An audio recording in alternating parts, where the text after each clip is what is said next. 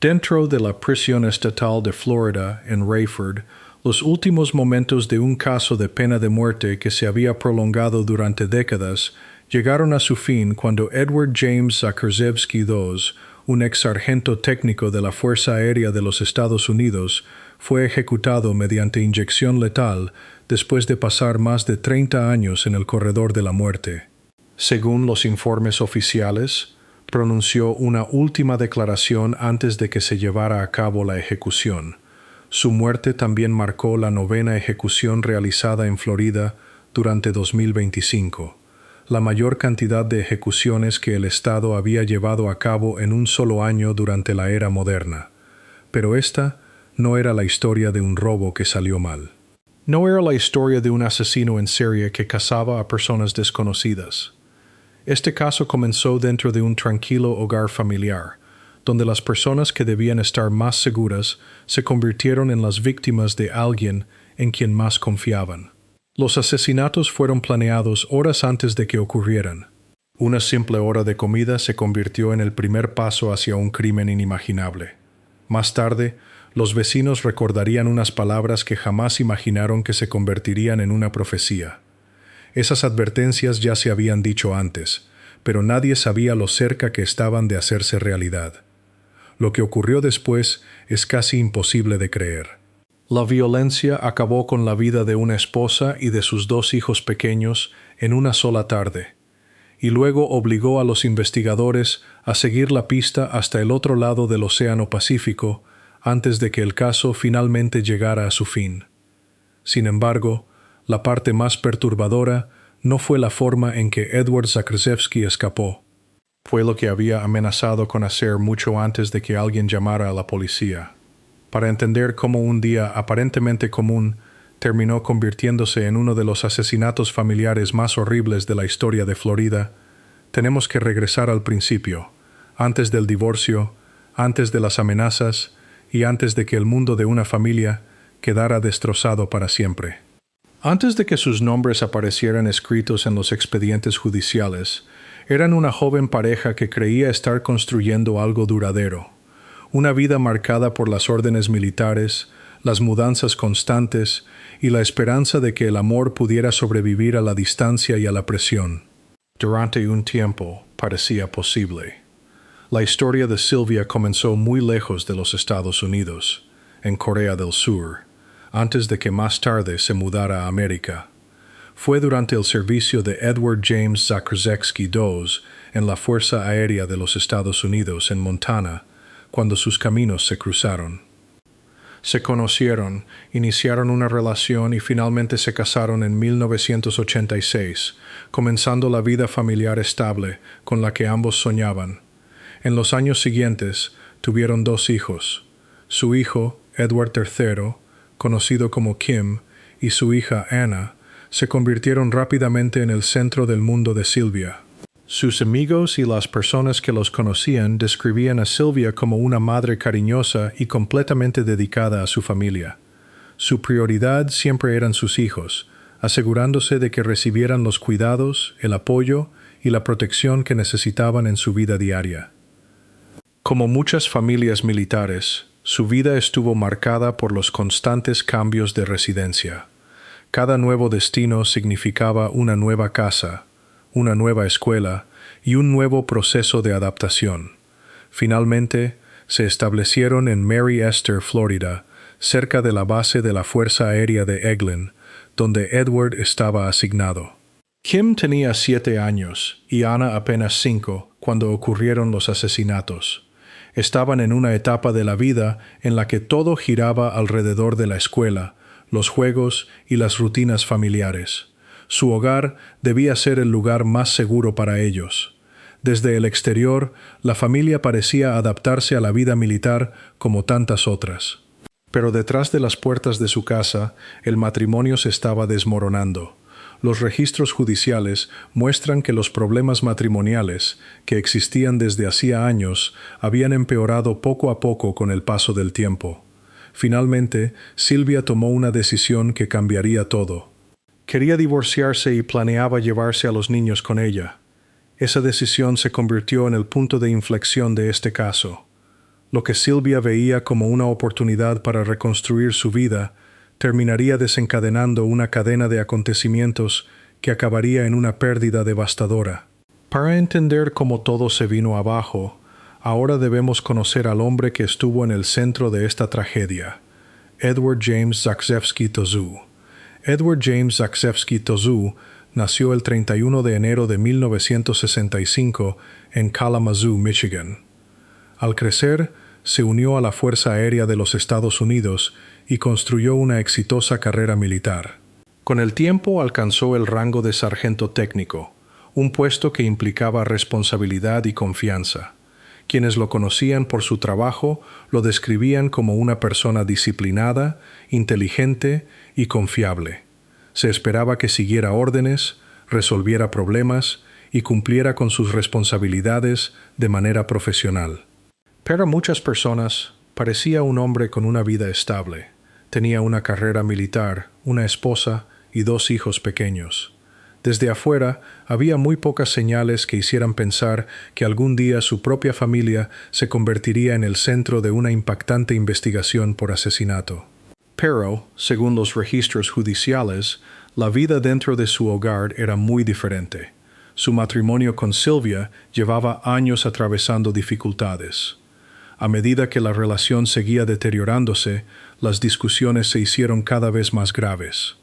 La decisión de Sylvia de solicitar el divorcio solo empeoró la situación. Más tarde, los fiscales sostuvieron que Edward se enfureció cada vez más ante la posibilidad de perder tanto su matrimonio como a su familia. Hubo una advertencia que destacó por encima de todas las demás. Más tarde, un vecino declaró ante el tribunal que Edward había dicho en repetidas ocasiones: «Mataría a mi familia antes de permitir que mi esposa se divorciara de mí». En ese momento, esas palabras pudieron haber parecido simplemente los comentarios llenos de enojo de un esposo frustrado. Nadie imaginó que más tarde se convertirían en una de las pruebas más importantes de todo el caso. Después de los asesinatos, los investigadores volvieron una y otra vez a esa declaración. Demostraba que la violencia no había sido el resultado de una discusión repentina. En cambio, los fiscales sostuvieron que revelaba una intención homicida que había sido expresada mucho antes del 9 de junio de 1994. Aquellas no eran palabras vacías. A medida que el matrimonio llegaba a su punto de quiebre, la tensión dentro del hogar de los Zagrzewski siguió aumentando. Muy pronto, una sola decisión pondría en marcha una cadena de acontecimientos cuidadosamente planeada que jamás podría deshacerse. Para la primavera de 1994, el matrimonio de los Zagrzewski había llegado a un punto de ruptura. La relación que alguna vez había comenzado con esperanza ahora estaba llena de una tensión constante. Los registros judiciales muestran que la pareja había enfrentado problemas matrimoniales durante años. La distancia emocional entre ambos seguía creciendo y sus diferencias eran cada vez más difíciles de superar. Sylvia ya había tomado una decisión sobre su futuro. Quería poner fin al matrimonio y planeaba llevarse a Kim y a Anna con ella. Para ella, era la oportunidad de comenzar una vida más segura y tranquila. Pero, según los registros judiciales, Edward se negaba a aceptar que el matrimonio había terminado.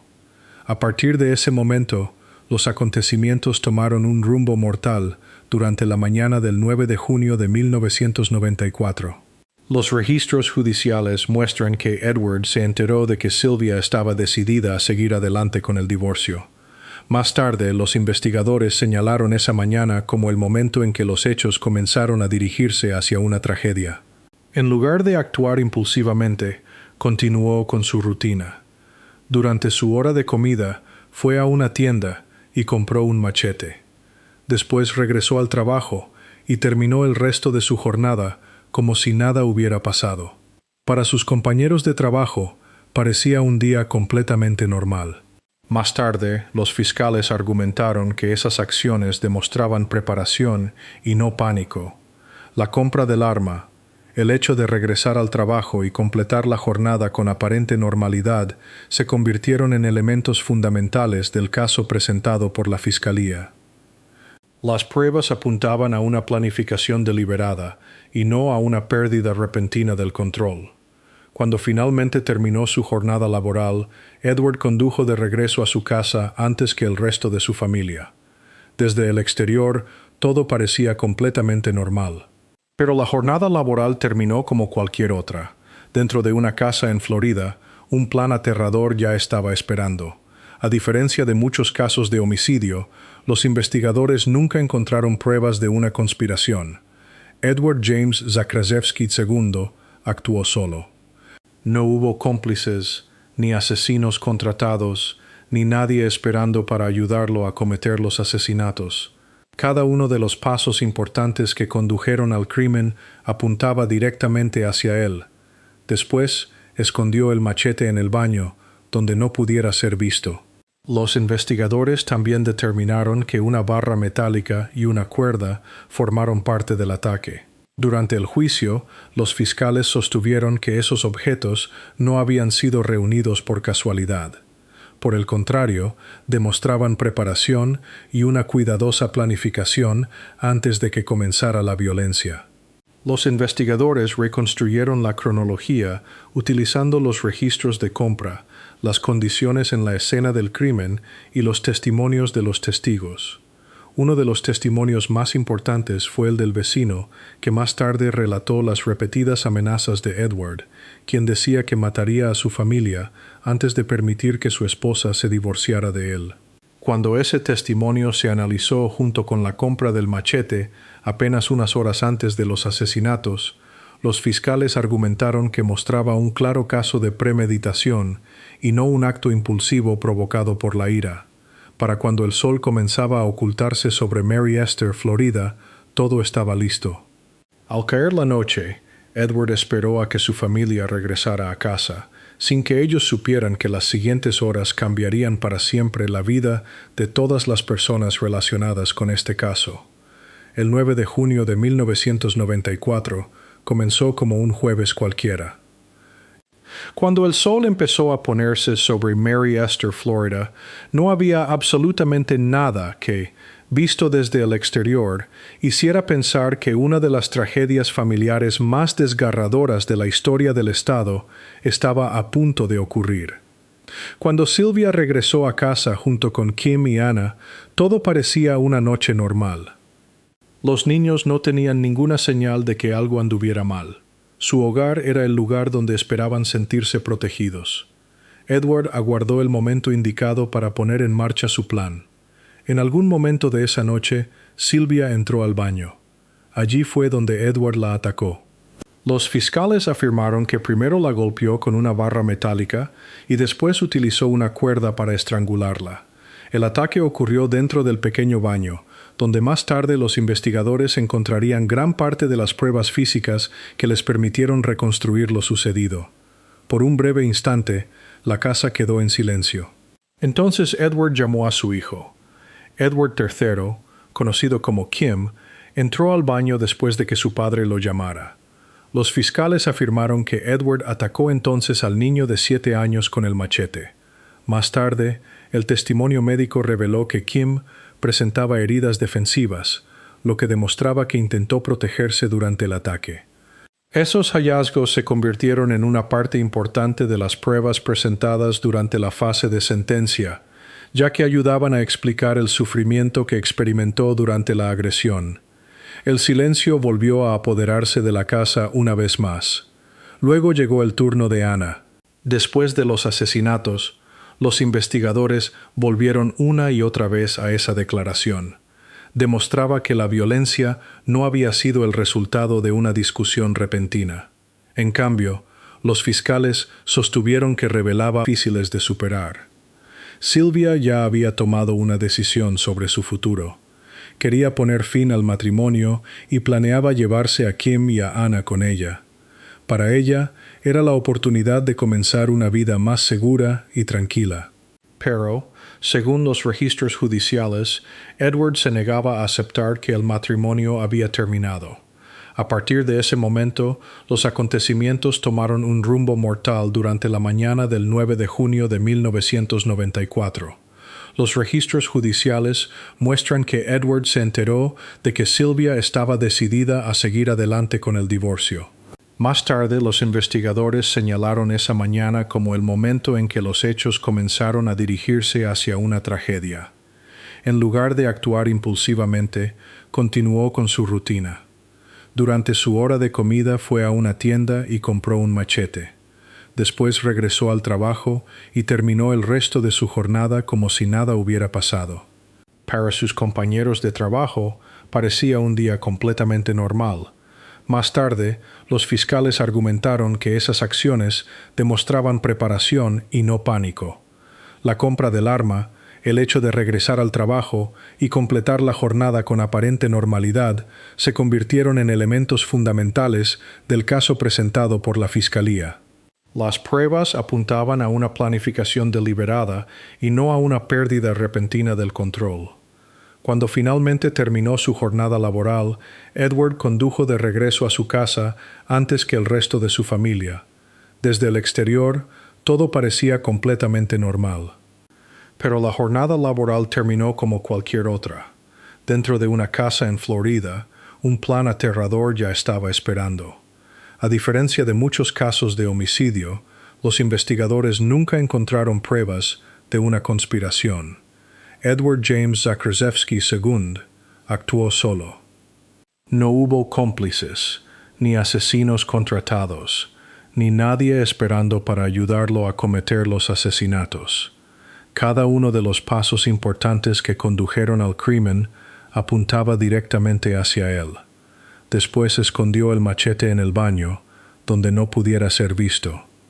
Los investigadores también determinaron que una barra metálica y una cuerda formaron parte del ataque. Durante el juicio, los fiscales sostuvieron que esos objetos no habían sido reunidos por casualidad.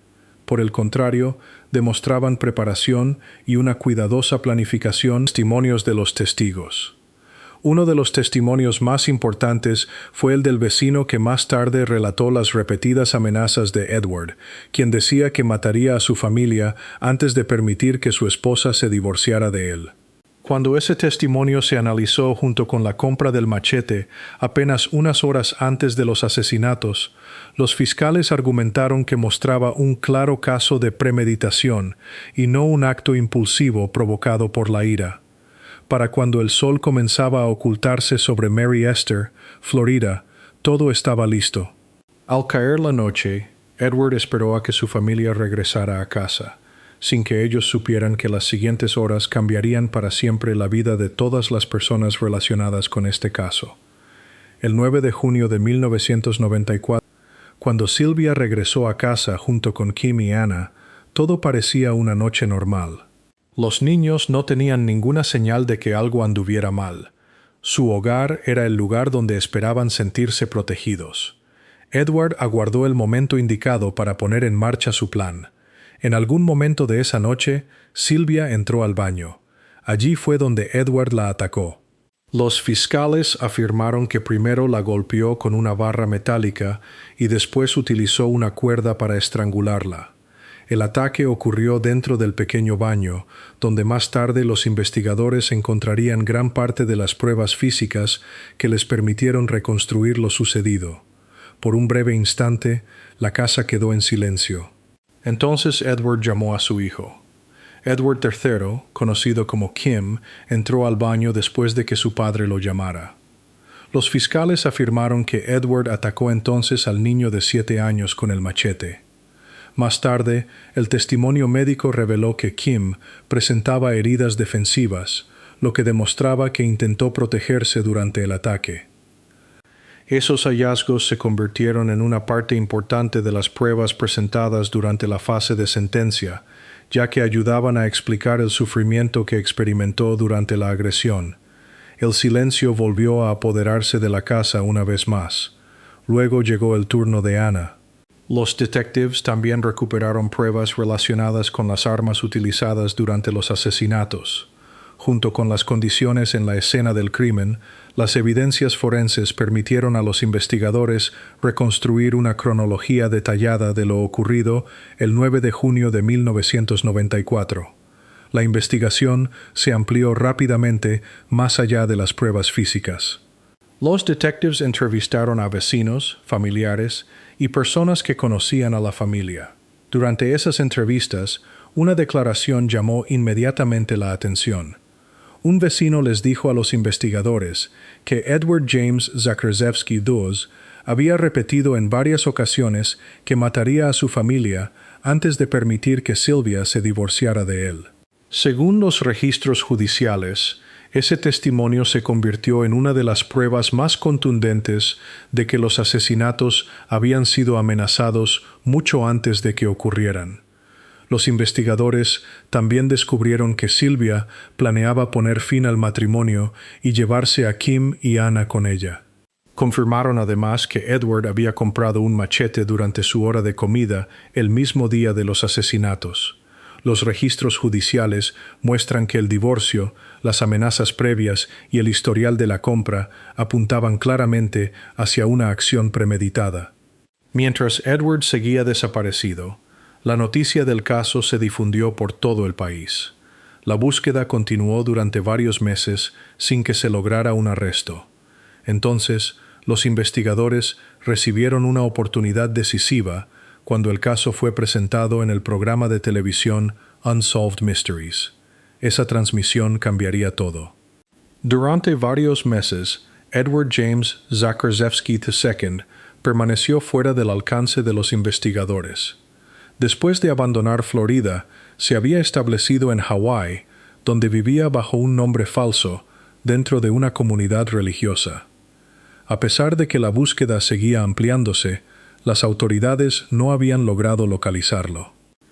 El punto de inflexión llegó en octubre de 1994. El 14 de octubre, el caso fue presentado en el programa de televisión Unsolved Mysteries. La transmisión compartió los detalles de los asesinatos y llegó a espectadores de todo el país.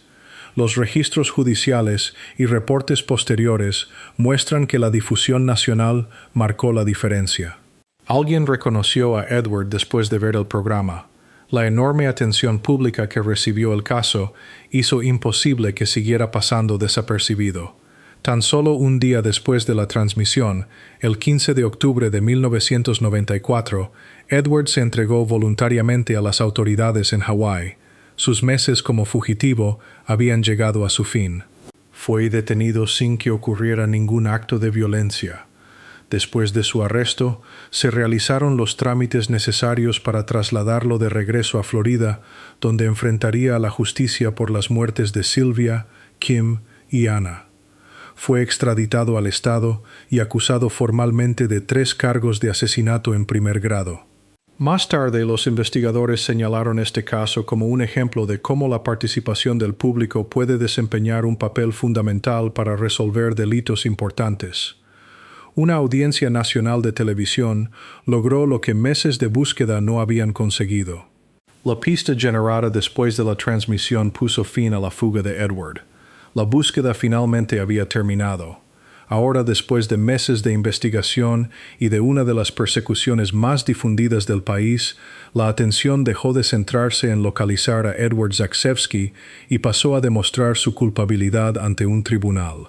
La justicia ahora entraba en la sala del tribunal.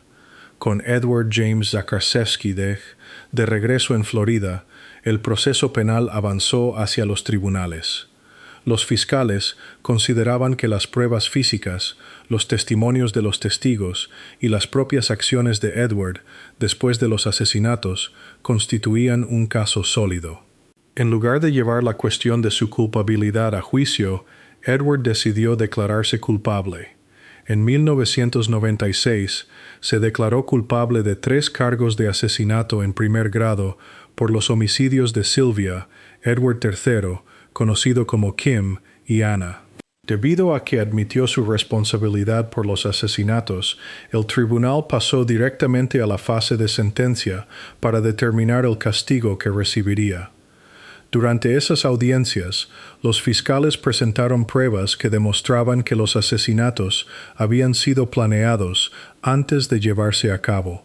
Señalaron las amenazas previas de Edward de matar a su familia antes de permitir el divorcio, la compra del machete el mismo día de los asesinatos y la secuencia de los ataques dentro de la vivienda. También se presentaron testimonios médicos y pruebas obtenidas en la escena del crimen para explicar cómo ocurrieron los homicidios. Después de escuchar todas las pruebas, el jurado emitió recomendaciones de sentencia por separado para cada una de las víctimas. El jurado recomendó la pena de muerte por los asesinatos de Sylvia y Kim. Sin embargo, por el asesinato de Anna recomendó una condena de cadena perpetua. La batalla legal apenas estaba comenzando. Según la legislación de Florida vigente en ese momento, el juez del juicio tenía la facultad de dejar sin efecto la recomendación del jurado sobre la sentencia en determinadas circunstancias. Después de revisar todas las pruebas, el juez concluyó que los factores agravantes superaban las circunstancias atenuantes. Determinó que los 3 asesinatos habían sido especialmente atroces, crueles y despiadados. Con base en esas conclusiones, anuló la recomendación del jurado respecto al asesinato de Anna y condenó a Edward a la pena de muerte por los 3 cargos. Las condenas y las sentencias fueron revisadas posteriormente durante años de apelaciones. Los abogados de Edward impugnaron distintos aspectos del caso tanto ante la Corte Suprema de Florida como en los tribunales federales. Los registros judiciales muestran que las condenas y las sentencias de muerte fueron confirmadas una y otra vez. Apelación tras apelación fue rechazada, permitiendo que las sentencias permanecieran vigentes. Pasaron más de 3 décadas mientras el proceso legal continuaba. Finalmente, después de que fracasaran los últimos recursos importantes, el caso llegó a su etapa final. El 1 de julio de 2025, el gobernador de Florida, Ron DeSantis, firmó la orden de ejecución de Edward Zachsevsky, fijando la fecha para su ejecución. 31 años después de los asesinatos de Sylvia, Kim y Anna, el largo recorrido judicial estaba llegando a su fin. La atención que en otro tiempo se había concentrado en el crimen, ahora se dirigía hacia el último capítulo de la vida de Edward Zachsevsky. Después de recibir sus condenas a muerte en 1996, Edward James Zachsevsky de Sondo ingresó al corredor de la muerte de Florida. Los años siguientes estuvieron marcados por apelaciones tanto en los tribunales estatales como en los federales. Sus abogados impugnaron distintos aspectos del caso, solicitando a los tribunales que anularan sus condenas o sus sentencias. Los registros judiciales muestran que esos esfuerzos continuaron durante décadas. Una y otra vez, los tribunales confirmaron el fallo original. Con el paso de los años, el caso se convirtió en uno de los procesos de pena de muerte más prolongados en la historia de Florida. Habían transcurrido más de 3 décadas desde los asesinatos de Sylvia, Kim y Anna. Los niños que perdieron la vida permanecieron para siempre con 7 y 5 años de edad, mientras el proceso judicial avanzaba lentamente hacia su desenlace. La etapa final del caso comenzó el 1 de julio de 2025, cuando el gobernador Ron DeSantis: «Quiero agradecer a la buena gente del Estado del Sol por matarme de la manera más fría, calculada, limpia, humana y eficiente posible. No tengo ninguna queja». Después de esas últimas palabras, la ejecución se llevó a cabo mediante inyección letal. El procedimiento siguió los protocolos establecidos por el estado de Florida, y posteriormente, las autoridades penitenciarias lo declararon muerto. Su ejecución marcó la 9ª ejecución realizada en Florida durante 2025, estableciendo un récord en la era moderna como el mayor número de ejecuciones llevadas a cabo por el estado en un solo año. Medios de comunicación de todo el país informaron sobre el caso, no solo por la ejecución en sí, sino porque puso punto final a un crimen que había permanecido en la memoria pública durante más de 30 años. Para muchas personas, la ejecución no representó simplemente el final de la vida de un hombre. También fue un recordatorio de la familia cuyas vidas terminaron el 9 de junio de 1994. A lo largo de los años de apelaciones, los nombres de Sylvia, Kim y Anna permanecieron en el centro del caso. Los procedimientos judiciales, los reportes periodísticos y las conversaciones públicas regresaban una y otra vez a la misma y dolorosa realidad. 3 integrantes inocentes de una familia habían perdido la vida dentro del lugar donde debían haber estado más seguros. Con la sentencia finalmente cumplida, uno de los casos de asesinato familiar más trágicos de la historia de Florida llegó a su conclusión legal. Pero para quienes recordaban a Sylvia y a sus hijos, el paso del tiempo nunca podría borrar lo que les fue arrebatado. Por encima de cualquier otra cosa, este caso debe ser recordado por las vidas que se perdieron. Sylvia, Kim y Anna no eran solo nombres escritos en expedientes judiciales. Eran una madre y sus 2 pequeños hijos, cuyo futuro les fue arrebatado en una sola noche. Su historia es un doloroso recordatorio de la rapidez con la que la violencia familiar puede convertirse en un crimen mortal cuando las señales de advertencia son ignoradas. Edward James Zekersky II había hecho amenazas antes de cometer los asesinatos. Viéndolo en retrospectiva, esas palabras se convirtieron en una de las señales de advertencia más claras de todo el caso. Las amenazas nunca deben ser ignoradas. Siempre deben tomarse con la mayor seriedad. Actuar a tiempo, elaborar un plan de seguridad, solicitar órdenes de protección y recibir apoyo de las autoridades, la familia y los defensores de las víctimas de violencia doméstica puede salvar vidas. Edward Zakrzewski creyó que podía controlar el futuro de su familia. Al final, destruyó todos los futuros, incluido el suyo. Aunque el proceso judicial ha llegado a su fin, el dolor sufrido por los seres queridos de Sylvia nunca podrá deshacerse. La justicia puede cerrar un tribunal, pero jamás podrá devolver los años que le fueron robados a una madre y a sus hijos. ¿Qué momento de este caso fue el que más te impactó? Comparte tu opinión con respeto en los comentarios. Si crees que estas historias son importantes porque honran la memoria de las víctimas y analizan las señales de advertencia, dale me gusta a este video, suscríbete al canal y activa las notificaciones para no perderte nuestros próximos documentales de crímenes reales.